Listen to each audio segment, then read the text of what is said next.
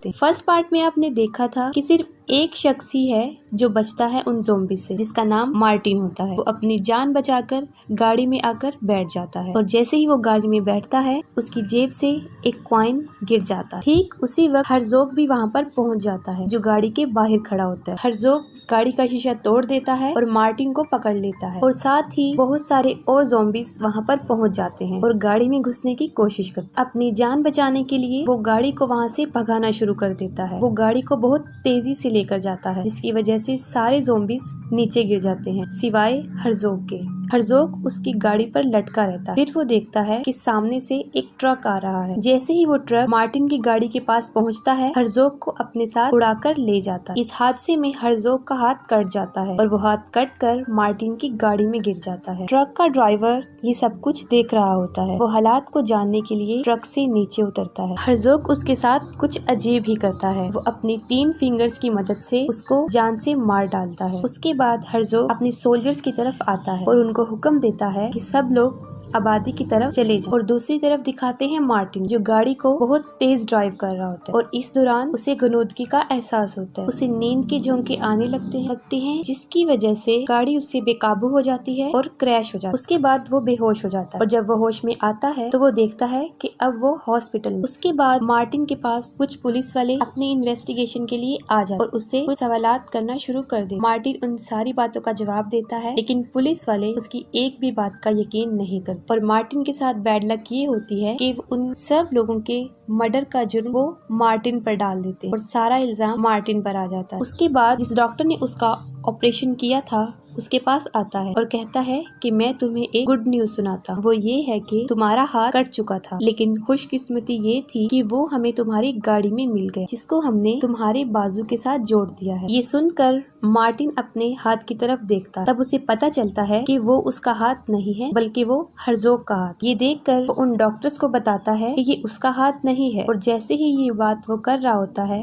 उसका हाथ कंट्रोल से बाहर हो जाता है और साथ ही वो उन डॉक्टर्स पर हमला कर देता है और काफी डॉक्टर्स को जख्मी कर देता है। इसके बाद वो बड़ी मुश्किल से मार्टिन को पकड़ते हैं और उसको बेहोशी वाला इंजेक्शन लगा देते हैं और साथ ही हर्ज़ोग और उसकी टीम जो कि पॉपुलेशन में दाखिल हो गए थे वो एक घर में दाखिल होते हैं और वहाँ पर रहने वालों को मार देते हैं क्योंकि हर्ज़ोग का हाथ भी कटा होता है और वो अपने नौजीज ज़ॉम्बी डॉक्टर से अपने हाथ का ऑपरेट करवाता है और अपने हाथ को जुड़वाता है और वो हाथ मार्टिन का होता है जो कि कट के वहाँ बर्फ में गिर गया था जो अब इन लोगों को मिला था और वो हर्ज़ोग के साथ जोड़ देता है। हर्ज़ोग में इतनी पावर्स थी कि वो भी हाथ को उसके बाजू के पास लेकर ही जाता है तो वो खुद ब खुद आपस में जुड़ जाता है। इसके बाद वो जाते हैं एक कब्रिस्तान। उस कब्रिस्तान में जहाँ पर वो जर्मन सोल्जर दफन। हर्ज़ोग उनको दोबारा जिंदा करने की कोशिश करता है लेकिन नाकाम हो जाता है। तब उनका डॉक्टर हर्ज़ोग को बताता है कि इन कब्रों में पड़े मुर्दों की लाशें काफी पुरानी हैं जो गल सड़कर खत्म हो चुकी हैं। अगर हम चाहते हैं कि ये लोग दोबारा जिंदा हों तो इसके लिए हमें फ्रेश डेड बॉडीज यानी जो लोग अभी अभी मरे। ये सुनते ही हर्ज़ोग एक चर्च में जाता है। वहाँ एक आदमी होता है जिसका नाम प्रीस्ट होता है। वो उसे भी मार देता है और जैसे ही वो मर जाता है हर्ज़ोग उसके चेहरे पर हाथ रखता है जिसकी वजह से वो दोबारा जिंदा हो जाता है और वो भी उसके सोल्जर में शामिल हो जाता है यानी अब वो भी उसका एक स्लेव होता है। इस बात से जाहिर है कि हर्ज़ोग काफी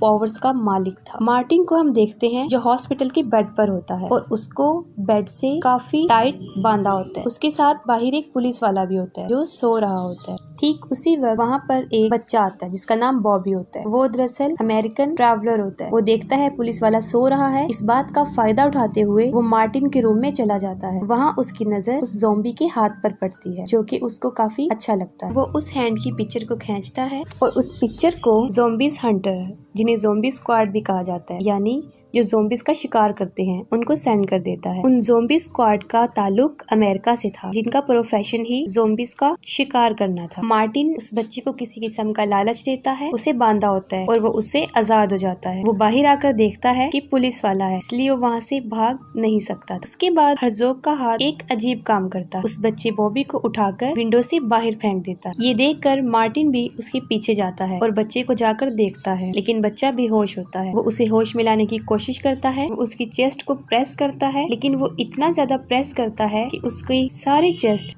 क्रैश हो जाती है और हड्डियां टूट जाती हैं। ये सब कुछ उस हाथ की वजह से हुआ था क्योंकि वो काफी पावरफुल था। ये सब कुछ वो पुलिस वाला उस खिड़की से देख रहा होता है और उसका शक यकीन में बदल जाता है कि बॉबी को मार्टिन ने मार दिया है। उसका अंदाजा सही भी था। मार्टिन वहाँ से भाग जाता है और पुलिस वाला भी उसके पीछे पीछे भाग जाता है, लेकिन उसके हाथ ने यहाँ पर एक और उल्टा काम कर दिया था। वो ये था कि वहाँ पर काफी सारी गाड़ियाँ खड़ी हुई थी। मार्टिन एक मर्सिडीज के पास जाता है, वो एक गाड़ी का लोगो टाइप उतारता है और उस पुलिस वाले की तरफ फेंकता है और वो लोगो टाइप पुलिस वाले के सर में जाकर लगता है, जो कि बुरी तरह खुब जाता है, जिससे वो शदीद जख्मी हो जाता है। उसके बाद वो हाथ एक गाड़ी का शीशा खुद तोड़ देता है, गियर लगाता है और गाड़ी को स्टार्ट करके वहाँ से भाग जाता है, क्योंकि मार्टिन भी गाड़ी के अंदर होता है। उसके पास बॉबी का फोन रह जाता है जिस पर ज़ॉम्बी स्क्वाड कॉल करते हैं। मार्टिन उन ज़ॉम्बीज हंटर से बात करता है और उन ज़ॉम्बीज की सारी कहानी उनको बता देता है। इसके जवाब में वो लोग मार्टिन को कहते हैं कि हम लोग उसकी मदद करने नॉर्वे से आ रहे हैं, तब तक तुम इस बात का पता लगाओ कि उन ज़ॉम्बीज का मकसद क्या है, कि इस सब बर्बादी के पीछे वो क्या चाहते हैं। उन ज़ॉम्बीज हंटर का लीडर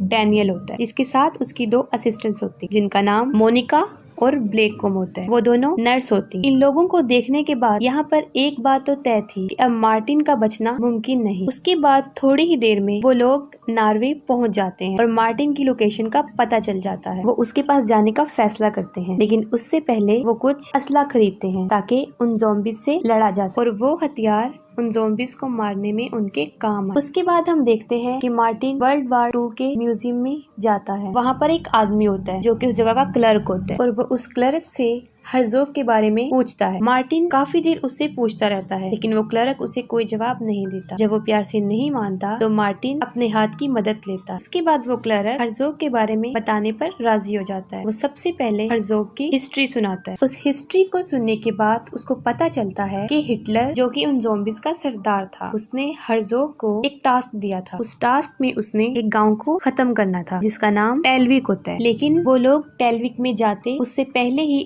ऑक्सफोर्ड के लोगों ने उनको मार डाला। इस बात से मार्टिन अंदाजा लगाता है कि ये सब कुछ वो अपने ऑर्डर को जो उन्हें हिटलर की तरफ से मिला था उसे पूरा करने जाते हैं। उसके पास एक मैप पड़ा होता है जिससे उसे ये पता चलता है कि वो गांव जिसका उन्हें ऑर्डर दिया गया था, ये म्यूजियम बिल्कुल उसके दरमियान में आता। वो अभी मैप को देख रहा होता है कि उसे बाहर से कुछ लोगों के चीखने चिल्लाने की आवाजें आना शुरू हो जाती। वो बाहर जाकर देखता है तो वहाँ पर हर्ज़ोग होता है जो अपनी पूरी टीम के साथ वहाँ पर पहुँच जाता है और वो अपने साथ कुछ टैंक्स भी लेकर आता है। वो लोग वहाँ पर मौजूद लोगों को मारकर अपने साथ शामिल कर रहे। वो एक आदमी को पकड़ते हैं, उसकी सारी पसलियाँ बाहर निकाल देते हैं। हर्ज़ोग उस म्यूजियम में दाखिल हो जाता है और मार्टिन और वहाँ का क्लर्क अपनी जान बचाने के लिए अपना सामान उठाकर वहाँ से भागते हैं और उस म्यूजियम में ही छुप जाते हैं। अपनी जान बचाने के लिए वो वहाँ पर एक डमी बनकर खड़े हो जाते हैं। हर्ज़ोग की नजर उसी मैप पर पड़ती है। वो नेक को उठाता है, उस मैप को लेता है और वहाँ से चला जाता है। उसके बाद मार्टिन भी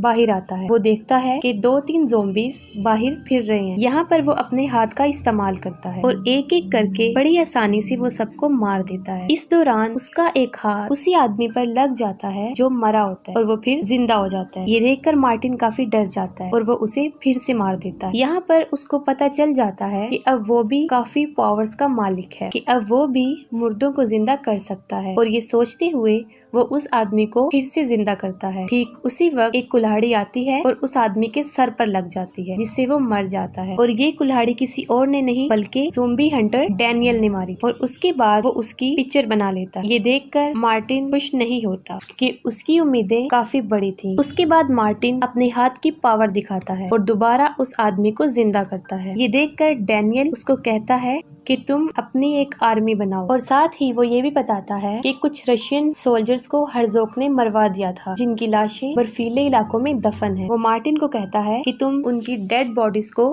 दोबारा जगा दो जिसकी वजह से उनकी एक आर्मी बन जाए और फिर हम भी हर्ज़ोग से बदला ले सकते। मार्टिन इसके लिए राजी हो जाता है। इसके बाद वो अपने मिशन यानी उन डेड बॉडीज को जिंदा करने के लिए चल पड़ते हैं और साथ ही मोनिका, ब्लैक और ग्लेन को वो हर्ज़ोग के लिए छोड़ जाते हैं कि वो उसका पहरा देंगे, कि वो लोग हर्ज़ोग का टाइम बटाएंगे ताकि उन लोगों को अपने मिशन पूरा करने में मजीद वक्त मिल सके। हर्ज़ोग अपने टैंक लेकर आगे आगे बढ़ रहा था और उसके सोल्जर उस पॉपुलेशन में लोगों को मार रहे थे और अपने साथ शामिल कर रहे थे। मोनिका और ब्लेक को एक आइडिया आता है। वो कहती हैं कि हम दोनों में से उन ज़ॉम्बीज में से एक को यहाँ पर लेकर आएगा जिसके पीछे बाकी सारे ज़ॉम्बीज भी आ जाएंगे और दूसरे का काम होगा उन सब ज़ॉम्बीज को बम से उड़ा देना। लेकिन इसके लिए हमें वही शख्स दरकार होगा जो इस जगह को जानता हो, यानी ये काम हमारे लिए रिस्की है, इसलिए हमें ऐसे शख्स की जरूरत। और वो कोई और नहीं बल्कि वो ग्लेन था। वो उन ज़ॉम्बीज के पास चला जाता है और उन्हें अपने पीछे लगाने की कोशिश करता है, लेकिन हर्ज़ोग अपने सोल्जर्स को उसके पीछे जाने से मना कर देता है। लेकिन फिर भी किसी न किसी तरह वो उनको अपने पीछे ले आता है और मोनिका और ग्लेन अपने प्लान के मुताबिक उनको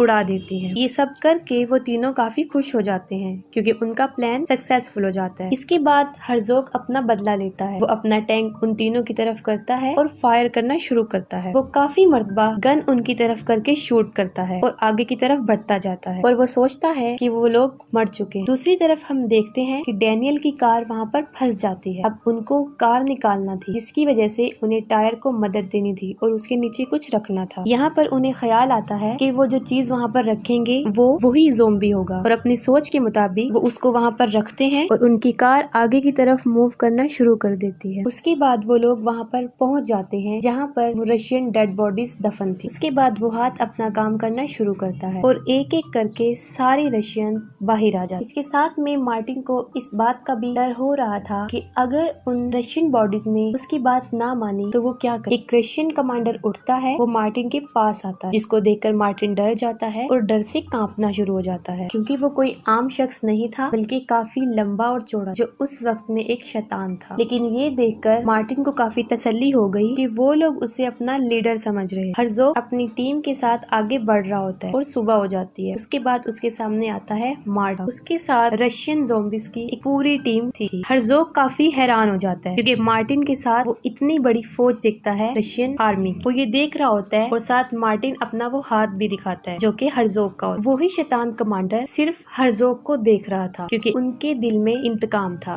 वो उससे बदला लेना चाहते थे। दोनों आर्मी मुकाबले के लिए एक दूसरे की तरफ बढ़ती है जबकि वो कमांडर सिर्फ हर्ज़ोग की तरफ बढ़ता है। इस दौरान उसके रास्ते में बहुत से ज़ॉम्बी सोल्जर आए और उसने उन सबको मार दी। ये सब लड़ाई देखते हुए पुलिस वाले वहाँ पर पहुँच जाते और साथ ही वो देखते हैं कि बिल्कुल सामने एक बहुत बड़ा टैंक आ रहा है जो उनकी गाड़ी की तरफ बढ़ रहा है और देखते ही देखते वो टैंक उनकी गाड़ी को कुचल देता है। जैसे ही वो टैंक उनकी गाड़ी पर चढ़ता है वो लोग फौरन गाड़ी से बाहर आ जाते और उनकी जान बच जाती है और सब लोग एक घर में जाते हैं और वहाँ जाके खुद को छुपा ले। उसके बाद मार्टिन डैनियल को ऑर्डर देता है कि वो जाए और उन टैंक्स को काबू करे। उसके बाद दोनों सोल्जर्स की आपस में जंग छिड़ जाती है। ठीक उसी वक्त में मोनिका, ब्लैक और ग्लेन भी वहाँ पर पहुँच जाते हैं। मार्टिन की टीम काफी स्ट्रॉन्ग थी, यही वजह है कि उन नॉजिस ज़ॉम्बीज की टीम को मारते जा रहे थे और इसके साथ ही डॉक्टर जो अपना काम कर रहा था वो जख्मी ज़ॉम्बीज को दोबारा मरहम पट्टी करके लड़ने के काबिल बना रहा था। क्योंकि दोनों सोल्जर्स की लड़ाई चल रही होती है, रशियन कमांडर